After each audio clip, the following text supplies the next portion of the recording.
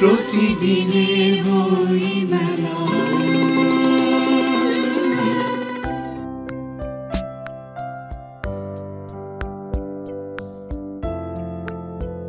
মেলা কথা হলো সাকিনা কাইয়ুমের সাথে।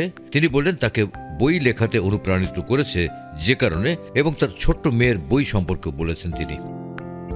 লেখালেখি করছি অনেকদিন যাবতই, এবার একটু নতুন কিছু নিয়ে আসলাম। সব সময় দেখা যায় বইমেলাতে ইংলিশ মিডিয়ামে বাচ্চারা ইংরেজি বই খোঁজে, তো আমার নিজেরও গল্পের বই অনেক আছে, তো এবার মনে হলো বাচ্চাদের জন্য কিছু করি।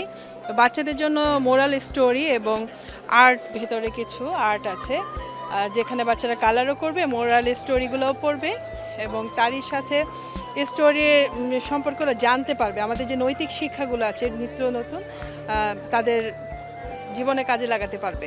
এই হ্যাবিটস অফ হারমোনি বইটি 2010 সালে প্রথম, আমি ইংলিশ মিডিয়াম স্কুলে চাকরি করতাম তখন, ব্রিটিশ কাউন্সিলের একটি টপিক থেকে এই বইটা আমি প্রথম করেছিলাম। ওইটারই নতুন এডিশন আমি এনেছি স্টোরি সহ সংযুক্ত করে। তো আগ্রহটা আগে থেকেই। এছাড়া আমার কবিতার বই আছে বেশ কটি, এবং ভবিষ্যতে ইচ্ছা আছে উপন্যাসের দিকে হাত দিব আর কি। আর বাচ্চাদের নিয়ে অনেক কাজ করার ইচ্ছে। আমারও ছোট মেয়ে 8 বছরের, ওরও একটি বই আসছে, আমার বন্ধু টুইঙ্কি, ও একটু গল্প বলে, ওর গল্পগুলো সংযুক্ত করেই বইটি এসছে।